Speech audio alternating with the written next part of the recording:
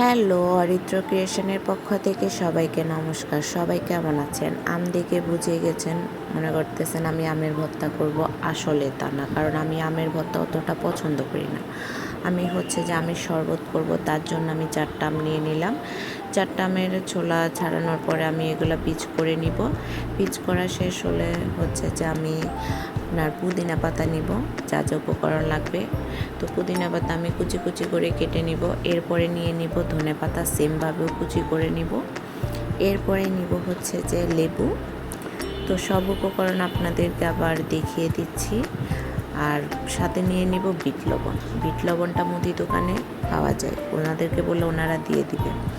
তো যে আমি এবার নিয়ে নিব যে ব্লেন্ডার। তো ব্লেন্ডারে ব্লেন্ড করার জন্য আমি সব উপকরণ একে একে দিয়ে দিব। তো যে আপনার এরপরে আমি দিব চিনি, সাথে দিব হালকা পরিমাণ লবণ। লবণের পরিমাণটা খুবই কম, কারণ বিট লবণ ইউজ করা হয় সেজন্য। তো এরপর আমি ঠান্ডা পানি দিয়ে নিব। ঠান্ডা পানিটা আপনারা পরবর্তীতেও দিতে পারবেন, বাট আমি আগেই দিয়ে নিচ্ছি। তো এভাবে যে ব্লেন্ড করার পরে গেস্টদেরকে এভাবে পরিবেশন করা যায়। আমার বাসায় গেস্ট ছিল, গেস্টরা আসছে, ওনাদের জন্য আমি বানিয়েছিলাম। তো আজকের ভিডিও এতটুকুই। ভালো লাগলে অবশ্যই আমার চ্যানেলটা সাবস্ক্রাইব করে দেবেন। আমার চ্যানেলে কিন্তু অনেক ভিউজ হয়, কিন্তু সে অনুযায়ী আমার সাবস্ক্রাইবার নাই। তো যারা আমার চ্যানেল ভিডিওগুলো দেখেন, তারা অবশ্যই চ্যানেলটা সাবস্ক্রাইব করে দিবেন।